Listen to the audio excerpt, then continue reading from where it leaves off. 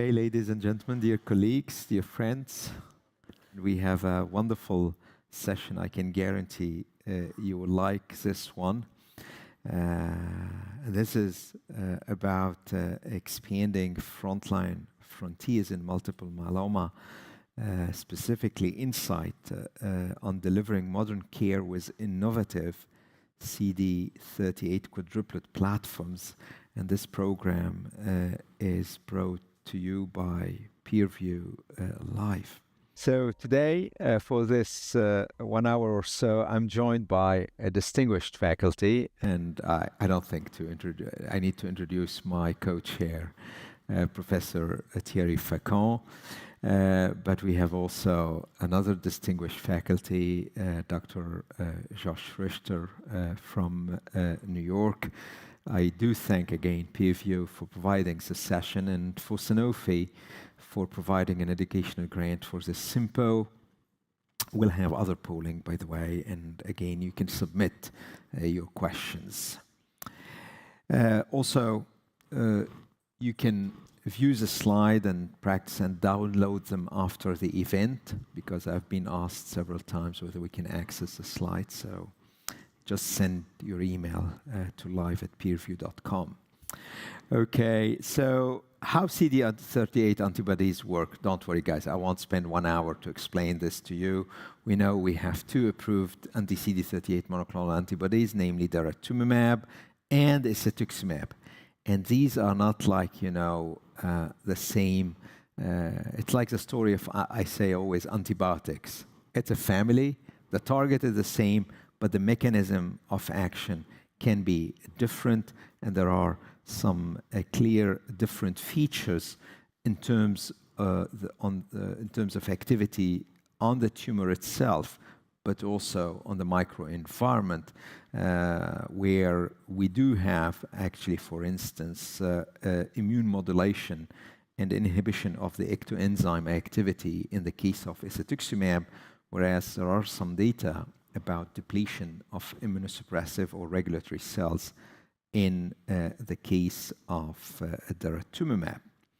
And of course, you are well aware, and we heard a lot about this during this meeting, including this morning, about the current approvals of isatuximab and daratumumab.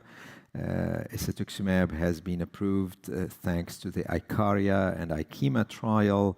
Daratumumab has been approved thanks to MAIA, to Alcyon, and to Cassiopeia, and many other trials, of course, Pollux. Okay, so the other problem before leaving the microphone to my colleagues is that despite progress, I believe more work is needed to integrate CD38 platforms into first-line therapy. And here we have some real-world data from more than 2,000 patients treating in the 2021. So that wasn't, usually sometimes you have real-world data from 20 years ago or 10 years ago. This is quite recent. And you can see really a huge variety of approaches, and actually only 25% of 401 patients with newly diagnosed multiple myeloma received first-line a CD38-based treatment, and only 14% quadruplet. So our goals for today is to improve your knowledge of the latest safety and efficacy evidence supporting the use of CD38-based quads in newly diagnosed multiple myeloma. Hopefully, will help to improve your skills and what you need to integrate CD38-based quadruplets into personalized upfront treatment plans. Last but not least, to enhance your ability to address care delivery considerations when using these quad anti-CD38-based regimen, including dosing and safety consideration. So without any further ado, I'd like to invite Dr. Josh Richter from New York, who will explain how to deploy CD38 quadruplet strategies in transplant-eligible newly diagnosed multiple myeloma. Thank you, Josh, for making it. Very pleased having you. Thank you, Dr. Mohty. And as you are a full professor, you will talk about ectoenzymes and Tregs and all of this. As an associate professor, to me, CD38s are like ice cream. Some people like chocolate, some like vanilla. In the end of the day, if you're getting ice cream, it's a good day. That's as simple as I will keep it. And thank you for those who are still here to listen to me.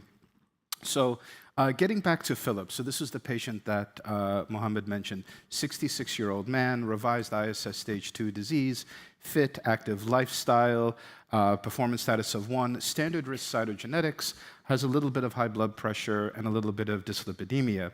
So, I think we really have to dig right into this. So, Professor Mohty, I will start off just to throw it back at you. Is this a patient that you would deem quad eligible? Sure. Absolutely. Absolutely. Professor Facon, any disagreement? Is there any? No, I never disagree with Mohammed. So I guess the question to really throw back is, and I think we've been having decades of different trials trying to disprove autotransplant. As great as high-dose melphalan is, and I'm still a big lover of high-dose melphalan, we've been trying to get rid of it for years. And the question is, does quads change that? Are we achieving such deep remissions that maybe we don't need the the transplant anymore? Well, I personally believe we still need transplant. I'm a transplanter, so. We will go for transplant too. Absolutely. Yeah, I still share this view that to bring it back to the realm of infections, myeloma is like infection. This is never going to be as sensitive as it is now. We haven't given 12 different cephalosporins. Let's kick the disease when it's down. So just to kind of go over a little bit again of what Professor Mohty already mentioned, that in the EU, quads have been completely integrated into clinical practice, both in the setting of transplant-ineligible disease from Alcyone with DARA-VMP, and in the transplant-eligible groups with DARA-VTD from that Cassiopeia study. When we go over to the NCCN guidelines, which is the playbook I like to use, we have a number of additional options. And at least from a US standpoint, anything that is not specified the category in NCCN will be category 2A. And in general, 2A or better is typically reimbursed. So although we do have a DARA VRD as recommended, I think it's going to take a little follow-up from the Perseus trial, which has just been presented, to lead this to become Category 1 in NCCN.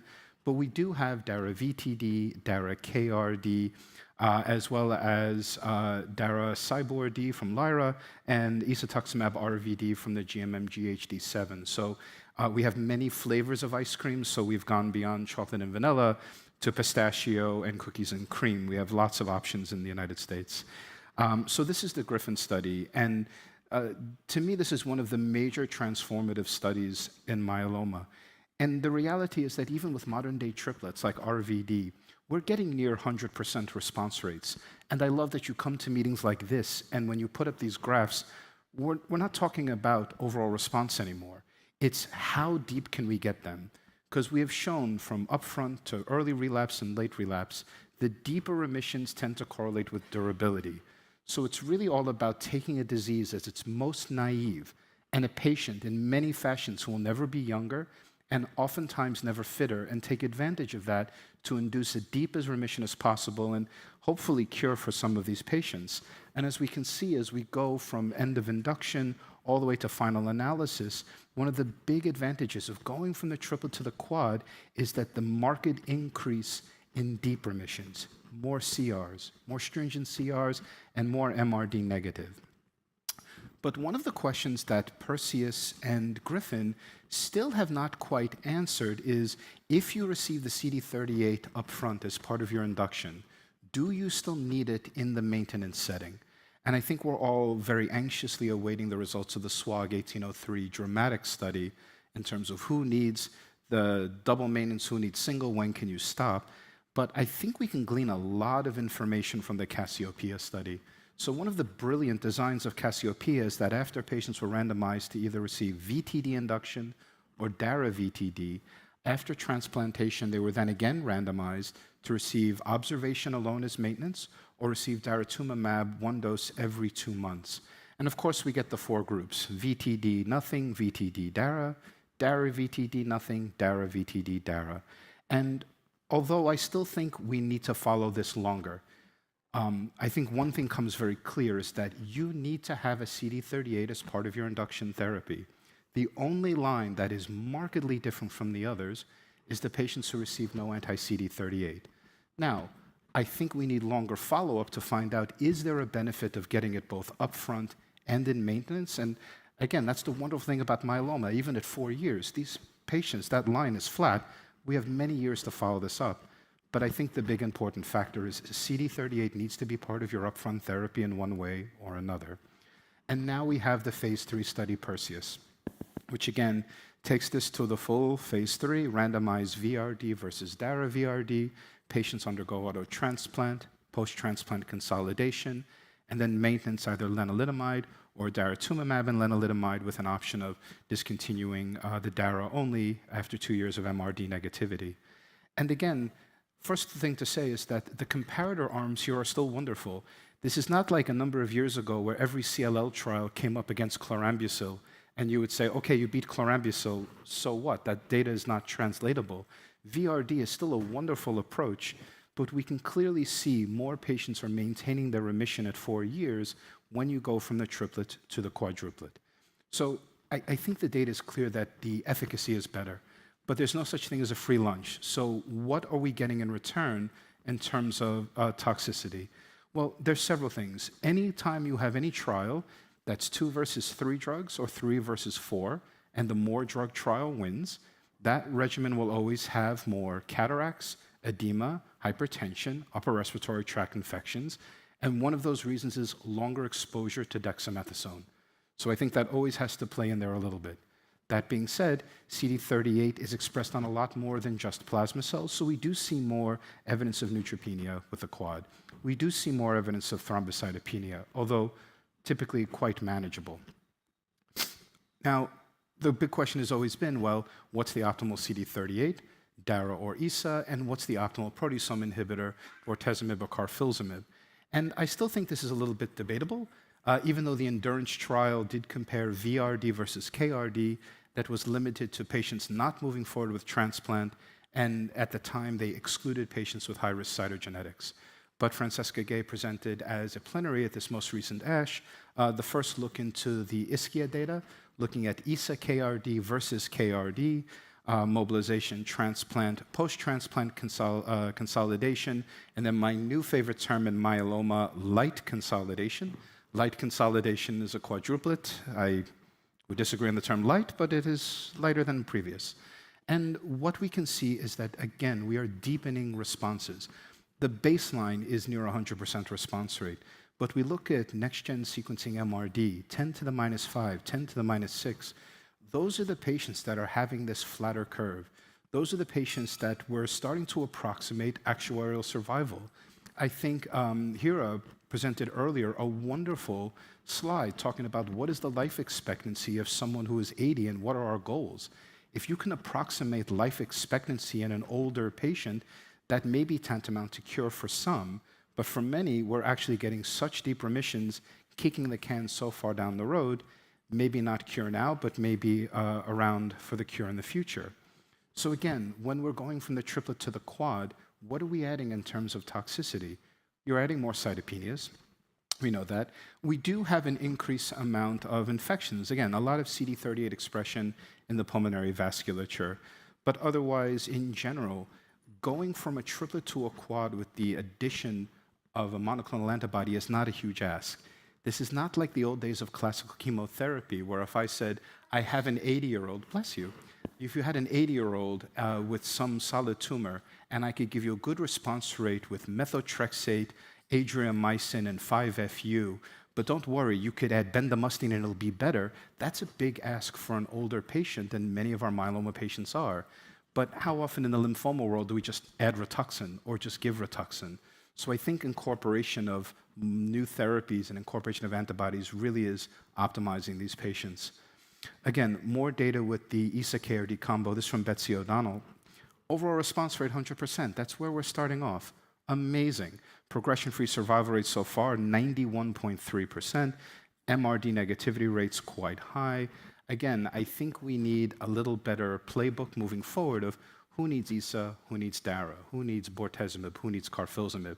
I think we have a little inclination. Someone with baseline bad neuropathy from diabetes, we would often choose a carfilzomib-based approach. Someone has bad cardiac disease, we may choose bortezomib, but I don't think it's always clear-cut.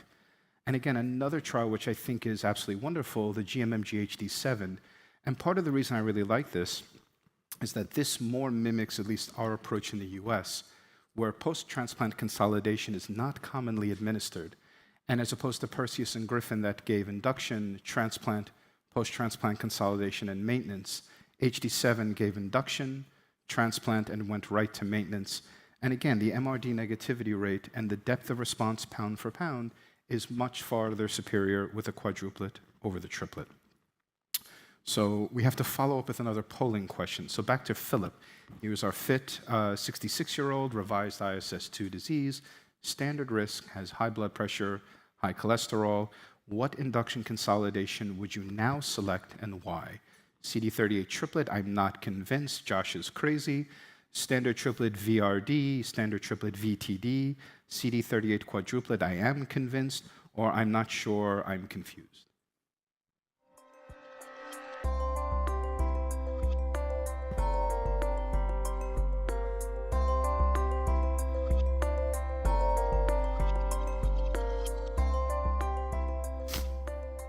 All right, I appreciate this because I think they will invite me back now that 93% of you are convinced. Quasiment.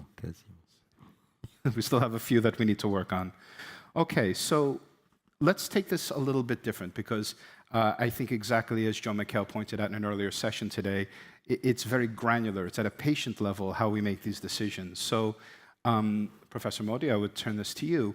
High-risk patients, is there a quad of choice for high risk? Or how would you approach it? Absolutely positive. The debate for me is not about quadruplets, is maybe here the use of carfilzomib instead of bortezomib. Absolutely. Okay, I can play the controversy, and okay, there is no head-to-head comparison of carfilzomib versus bortezomib in this setting. But okay, I think the majority, there is some kind of consensus that accepting that carfilzomib might be a little bit better for patients with high risk. So, and the IFM did ISA-KRD for everybody in the MIDA study. So let's dig a little bit into the forest plot for Perseus when it comes to some of the high-risk subsets. So both from a revised ISS standpoint, ISS standpoint and a cytogenetic standpoint.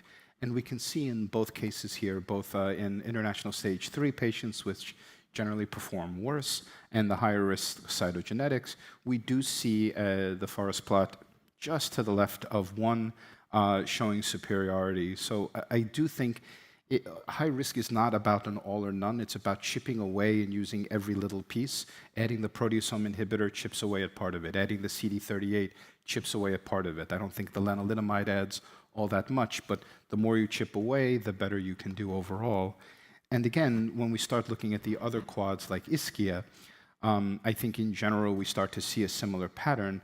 Of course, one of the things that we will note is, first of all, this is not PFS, this is still MRD negativity data, and we still are starting to recognize that not all bad myeloma is the same. So it's no longer, I think, standard risk and high risk. The ultra high risk, 2 or more high risk cytogenetic abnormalities, those are really the patients that have a completely different pathway in terms of how they're going to do. But here, at least at the 10 to the -6 cutoff, in general, we are still seeing improvement in the ability to achieve those deep remissions, even in the ultra-high risk, the revised ISS 2 and 3, and the 2 or more high-risk cytogenetic abnormality patients. Another wonderful study was the GMMG concept, and I think this study is emblematic of things that we ought to do in myeloma that we don't do enough, is really aiming at the worst of the worst, including the plasma cell leukemics, including the EMD, including the patients that otherwise are going to do poorly and just hit them hard. So this was the ESA-KRD study, and we see here in the transplant eligible MRD negativity rates of 67%, the transplant eligible getting up to 81% at any time point. And again, not all CRs are going to be the same. I think Xavier pointed that out earlier today, and maybe all MRD negatives are not the same, but I think we're starting to play at a different level and really getting these patients that are likely to do worse, getting them into that extremely deep remission is absolutely key early on, because the likelihood of getting them back there in subsequent therapy becomes less and less very quickly. So really just to sum it up, I think the data from these trials support that CD38 quads really are the standard now for transplant-eligible patients. And whether or not you proceed with a transplant or not, if you conceive that patient as being fit enough, healthy enough for a transplant, in my mind, you've already said they are eligible and healthy enough for a quadruplet. I think we can argue here, is it Dara or Isa? Is it bortezomib or carfilzomib? Pick your favorite flavor of ice cream and enjoy. But I think we're starting to add more drugs, killing more subclones, and the killing of more subclones leading to deeper remissions by adding more and more tolerable therapies, and CD38s tend to be quite tolerable. I think we're going to start to reach a point where perhaps with the quad induction, there are a subset of patients with better risk disease who get deep MRD status that maybe don't need the auto transplant after all. I am kind of like Professor Mohty. I love transplant. I still haven't found a drug that you can infuse for less than half an hour, and a decade later, some of these patients are still in remission. So it's going to take a lot to get rid of melphalan. And then, of course, what is the ultimate strategy after? Do you still need the CD38? Can you back off? When and how? And again, I think the dramatic study will get us a very far way into understanding that. And with that, I will pass this to my extraordinarily esteemed colleague. Thank you very much, Josh. I think you did a great job, and you convinced a lot of people, because we started with 70% acceptance rate, and you raised it to 93%. So fantastic. But So I would call that believe MRD positive. your job was relatively easy. It's going to be harder for Thierry in the non-transplant eligible population in my Yes, I opinion. know. The problem for Josh, it still had 7% of people not convinced. The good thing for Josh, he had a lot of studies to talk about, and I don't have so many studies. I have study designs for you, but you may have to wait for a couple of weeks to have to get some study results. So the patient here is a 75-year-old lady with newly diagnosed myeloma, compression fracture, and COPD, and she has a standard risk cytogenetics. And the question is, assuming that transplant is not an option, is this patient a candidate for quad, or would a triplet be appropriate in all cases? So should I ask the question to Josh and Mohammed? Or Sure. So I think in general, I approach many of these with triplets, but I have a number of patients that present with very high burden disease. I saw a similar patient a few years ago now, that had an IgG of 11 grams. I did not feel comfortable just giving a triplet, so I give what I call Grifomya, the Dara RVD up front, and to Dara Rev long term. I'm a bit biased because I have really a positive experience with our IFM protocol on those guys who got quadruplet, benefit protocol, and I've seen them doing very well. So I have a sort of a tendency to try to go to quadruplet whenever possible. okay. So if a quad is being used, how is this platform delivered differently in transplant ineligible patients? Would dose reduction modification be useful? What is the EU and US experience with quad in transplant ineligible patients? So here we will move directly to basically the ESMO EHA guidelines you have seen many times.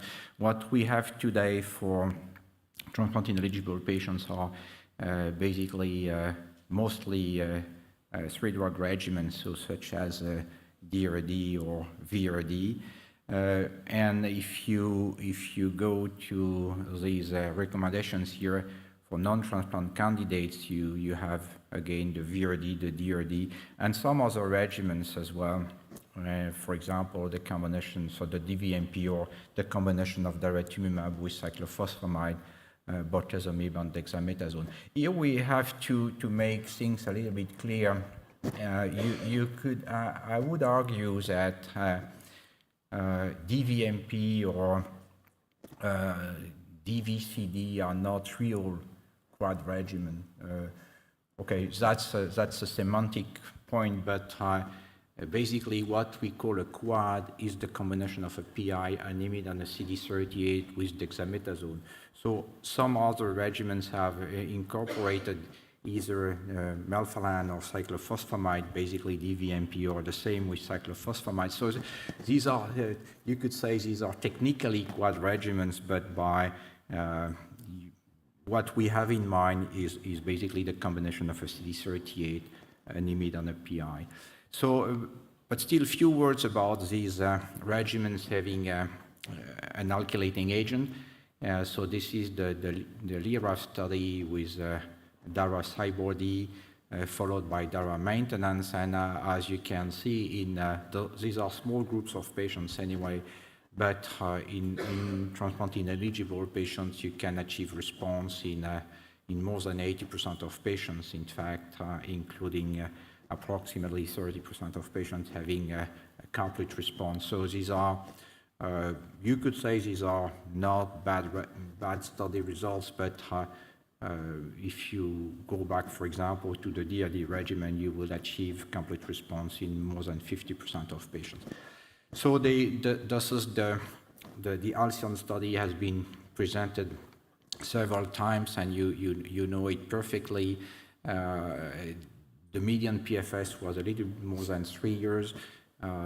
This is not, again, this is not from my point of view a real quad regimen, but this is an interesting regimen.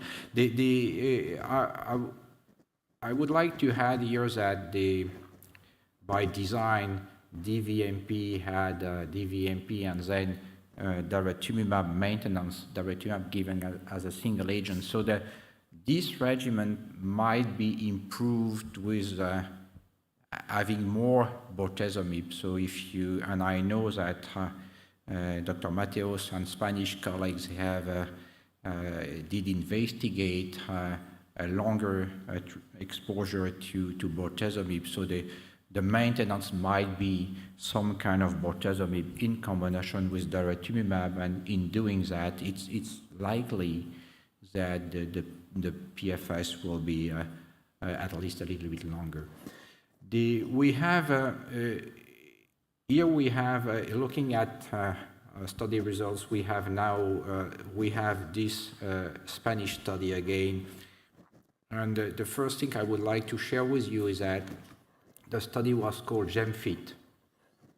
So this is we already mentioned yesterday, and that we have studies for frail, but we have studies for fit. So this is possibly the first time we had a study for elderly fit patients. And these patients had an age between 65 years and 80 years, and the study was presented at ASH at the end of last year. And so the study had 3 arms. So this is an academic Spanish study. The control arm was VMP followed by lenalidomide dexamethasone. It has been investigated some years ago in Spain again. And the 2 investigational arms were either KRD or the combination of daratumumab with KRD. And interestingly, this is a study for fit patients, but still, some patients are more frail. That's life. So you can anticipate that some patients between the age of 70 and 80 years are less fit or more frail, and thus this was assessed by a geriatric score So there was a frailty assessment by this score called GAH, and basically the lower score is associated with the better status. And so on the left-hand side, you have the, let's say, the best patients. On the right-hand side, you have the more frail. And it's not so easy to interpret because, for example, what you can see, if you look at direct KRD, it's indeed better for the more fit patients, and it seems to be less effective in a way, at least for PFS in the more frail patients. But it's also the opposite for the KRD arm. So it's not so easy to interpret. But one important thing is are the bottom lines. And for example, if you look at this, you will see that the most frequent reason for toxicity-related deaths in the three arms is infection. And they observed 13 death events among 153 patients in the direct KRD arm. So this is something important to keep in mind when you treat elderly patients, even though these patients are considered to be fit, and even so you did not treat patients over the age of 80 years, which is the case here, having quad regimens might be associated with more toxicity and some additional death events. We have, looking at the traditional quad regimens, we have this phase 1b study, which was the combination of isatuximab with VRD. So this study was basically a kind of rationale for the phase 3 IMRO study. And in this particular study published by Dr. Osho in Leukemia in 2023, you have a group of 73 patients receiving 4 6-week cycles of ISA-VRD followed by ISA-ERD in 4-week cycles, which is basically the treatment schedule for the IMRO study.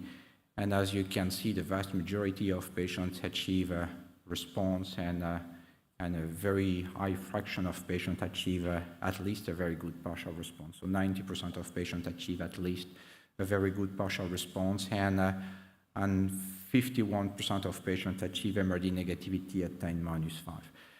So that being said, so this is the IMROS trial. You will see at ASCO on EHA.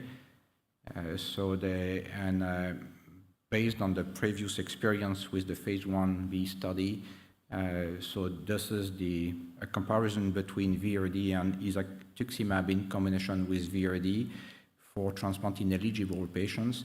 Importantly, we excluded patients with an age over 80 years, and so there was a 2-to-3 randomization, 3 patients for ISA-VRD versus 2 patients for VRD. So we had 4 6-week cycles followed by 4-week cycles with either ISA-RD or RD alone, and the patients who progressed in the continuous part of the VRD arm, so patients who progressed on lenalidomide and dexamethasone maintenance, had the opportunity to cross over to ISA-RD. So the primary endpoint was PFS.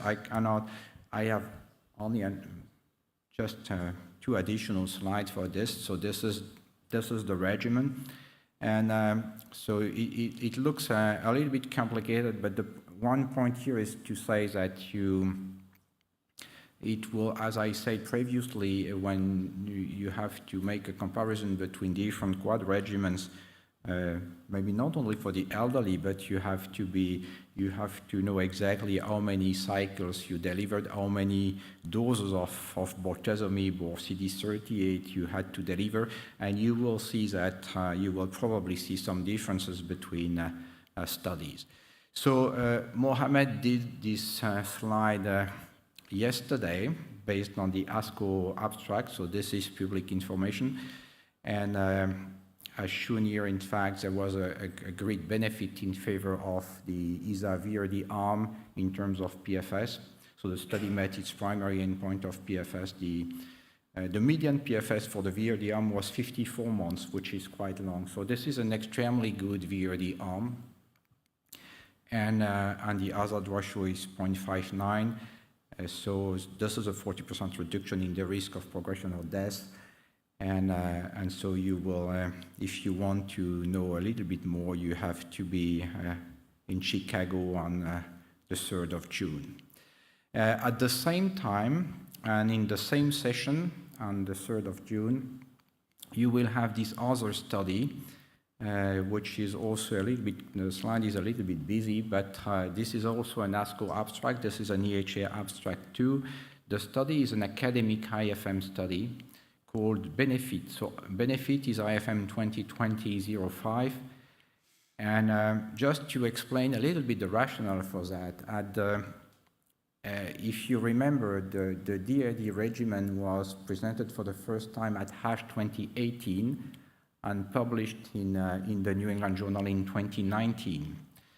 So in the IMRO study, patients were enrolled from December 2017 to March 2019. So at the time the IMRO study started, we had no the DRD regimen was not did not exist, I would say. So the control arm was VRD. Then in around 2019, the IFM decided to move forward with another ESA-VRD study, having an ESA-RD control arm, so a kind of equivalent of DRD.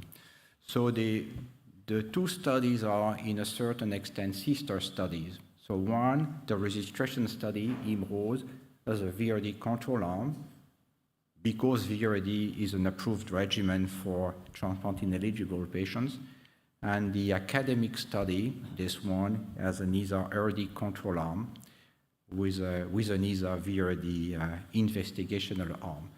So the study has an MRD primary endpoint, and so at the time of ASCO, you will see MRD results. And as shown here on the left-hand side, the MRD negativity at 10-5 at 18 months was significantly higher in ESA-VRD as compared to ESA-RD, 47% versus 24%. We have another ongoing study which will read out likely soon. This is the CEPHEUS study, having VRD versus subcutaneous daratumumab in combination with VRD. So this is another extremely important study. Importantly, the IMRO study did exclude patients with an age over 80 years. The CEPHEUS study has excluded the frail patients based on the International Myeloma Working Group frailty score. So this is, in my opinion, this is something very important to keep in mind, assuming that all of these studies, CEPHEUS, BENEFIT, IMROSE, are positive. In fact, it will mean that this regimen would be suitable for non-frail or patients below the age of 80 years, which means that we are clearly dealing with, let's say, elderly fit or elderly non-frail, whatever you want to call them. So this is something important to have in mind. So what if Selina had presented with high-risk features? So that's basically the same question we had previously. Would you be more or less likely to utilize a quad if a patient has high risk? Is there an ideal partner for CD38 in high-risk patients who are transplant ineligible? And I will not ask the question here. We have very few study results here. I would just like to share with you this slide from the concept study. So the concept study had a big part with transplant eligible patient and a smaller part with transplant ineligible. So as you can see, the study had 26 patients who were transplant ineligible. and these patients had, by study design, iris myeloma. And interestingly, MRD negativity was quite high. About 70% of patients achieve MRD negativity at any time point. And if you look at sustained MRD negativity for more than 1 year, they found approximately 46% of patients. So this is a small group of patients, but it shows that at least in terms of MRD negativity, these high-risk patients can do well with this ISA-KRD regimen. So this is the follow-up question. So it will be a little bit more difficult to decide for you because you don't have the full picture, I would say. So you have here 4 options. Never, triplets are likely sufficient. DRD is a good regimen. We have to say that. Not at this time. I need to see more evidence, perhaps, but I'm unsure of the role of quad in iris myeloma. Yes, evidence is clearly supporting quads in transplant-ineligible patients. So you please vote.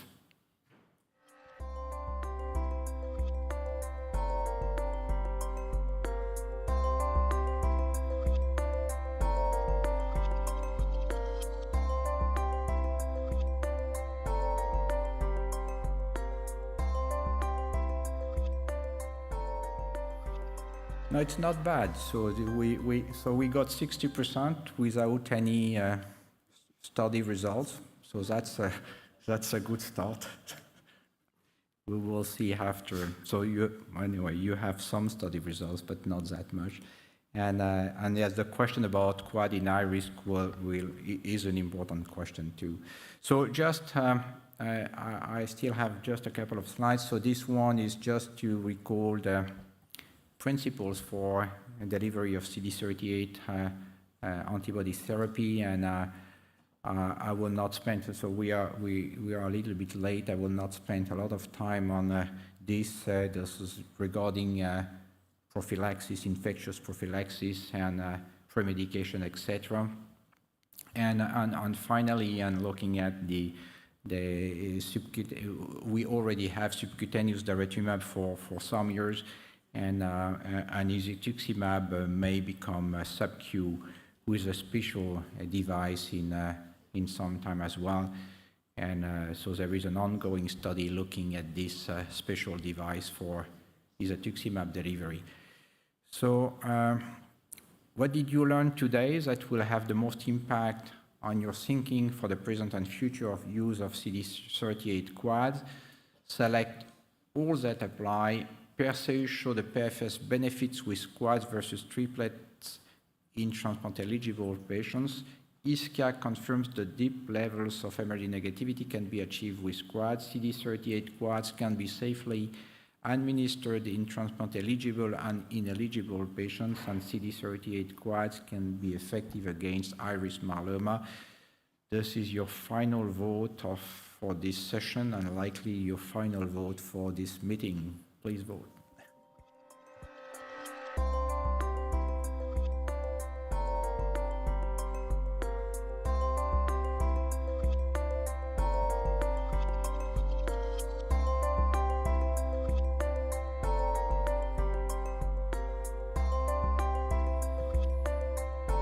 Very good, guys.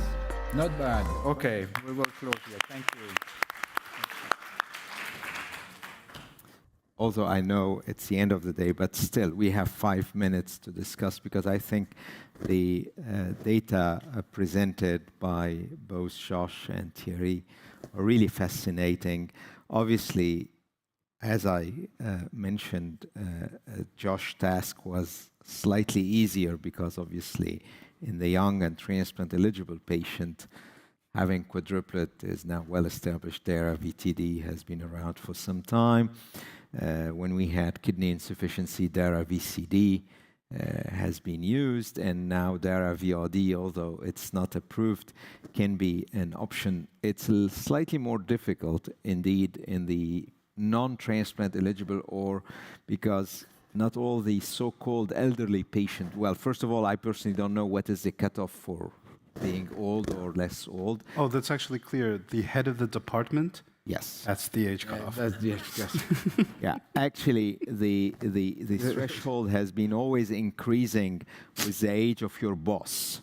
Because obviously in a meeting you can't say, oh, this patient who's an elderly 65-year-old patient and your boss is 65. So That's not a fair statement, because in your country, for example, the age of the boss cannot be more than 65. In the US, the age of the boss can be 90. So I'm sorry to say that it's not a good answer. okay. Good. We can debate this. We'll put this in the program of the next COMy, by the way. But definitely, I think the age issue, but you clearly highlighted, Thierry, the issue of fitness and unfitness and in between. And it looks like, based on what you have shown us, that if you are in this group of patient who is so-called old but fit, clearly we are able to deliver these quadruplets. Any thoughts? Josh, what are you doing in your practice today? For quadruplets? For these so-called elderly but fit patient. So, I still believe that transplant is always a question of risk and benefit. And that is not a fixed point in time. So we may see someone a little bit older and we may say, I think the risk may be too high. But someone who has early relapse from quadruplet therapy, I think that dynamic changes. So many of these patients, I still collect stem cells to have that option later on, even if that's not the initial intent. Thierry, are you in agreement with this approach? I agree with this approach. I was confused about the first question we had online. So the question online is, any thoughts on which type of patient you might start with a standard triplet, let's say VRD, and then add a CD38 as maintenance? And indeed, that was reflected in one of the first polling question, where the group was still unsure about whether you need an anti-CD38 monoclonal antibody during the whole journey or at some point.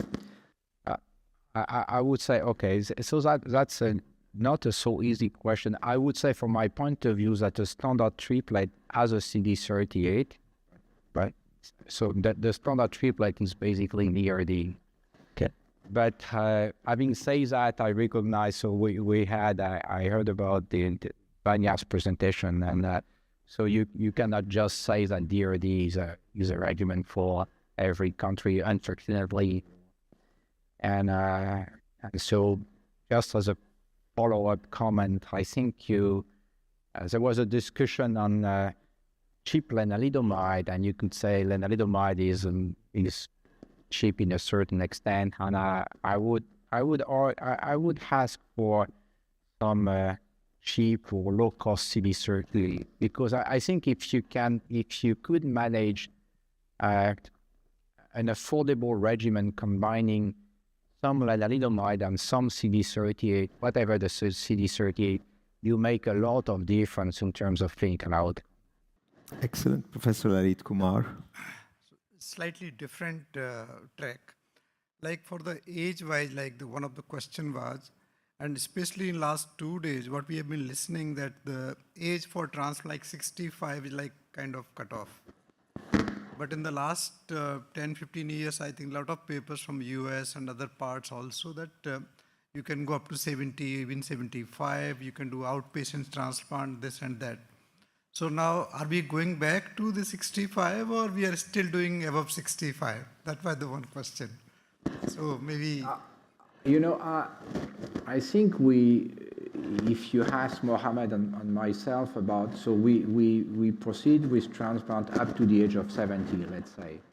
But what is probably true in our country is that as we will move forward with quad regimens, at least some patients close to the 70 or patients between 70 and 75, you may say that these patients might be eligible for a quad regimen without transplant.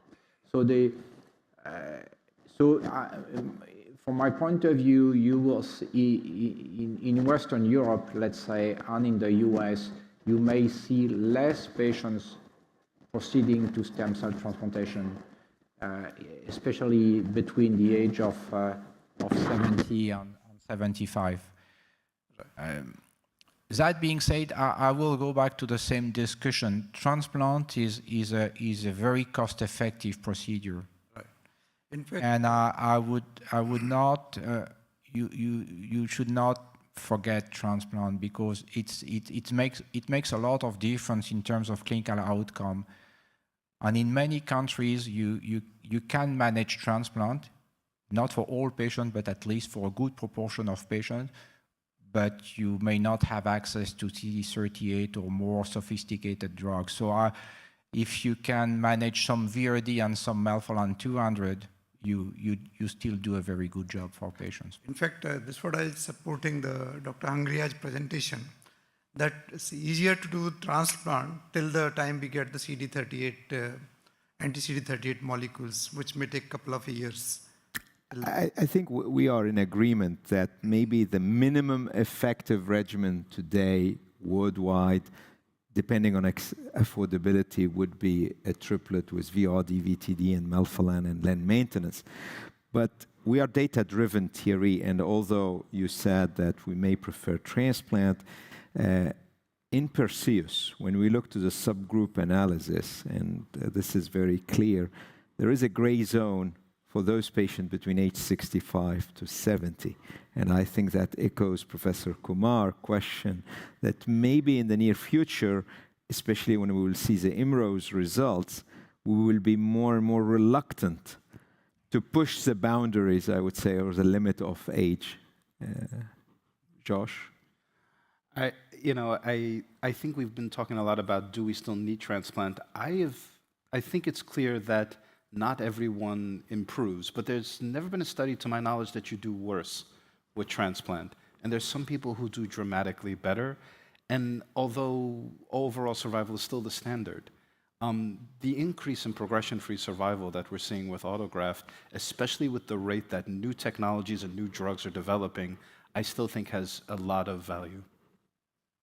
Excellent. So we have a question I can handle very quickly, whether we should keep our anti-CD38 monoclonal antibody until the end. I think the philosophy of treatment is to use your best tools, your best drugs, your best bullets as soon as possible. This concept of I'm going to keep the best, it's like, you're having a Ferrari and you keep it in the garage because you don't want to. It's just a little unrelated. Very quick. Yeah, this is about the lenalidomide dose as maintenance. Like normally we have been saying that we should be giving for 3 years. In practice, at least, we have found that after 2 years becomes a little difficult to give for 21 days. Generally, we kind of get a lot of cytopenias. First 2 years generally much more easier, but then beyond that becomes a little difficult. So sometimes we have to compromise to give 2 weeks on, 2 weeks off. So like, what is the general experience?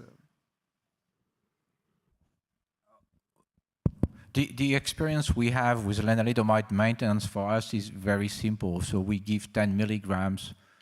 I think we don't try to escalate to 15 or so. That was done in some studies. So we take 10, and then there is a discussion on whether patient may receive 2 or 3 years of some kind of continuous lenalidomide. What I can tell you is that in my own practice, I give lenalidomide maintenance for at least 2 years. And then I think at 2 years or at 2 to 3 years, you may have a discussion with patients, in fact. And they may, if they say that the response will likely be good or very good or extremely good, and if they complain about toxicity, some of them will discontinue.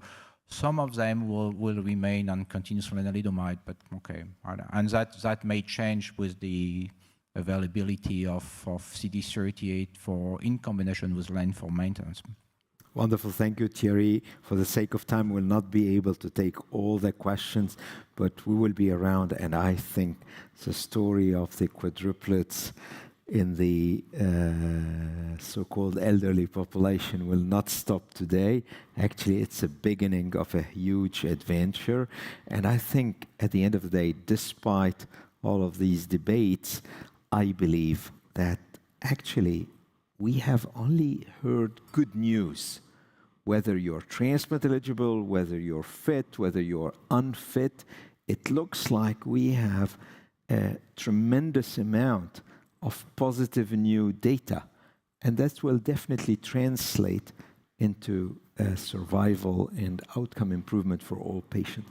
So thank you all. I'll close this session. Thank you, Thierry. Thank you, Josh.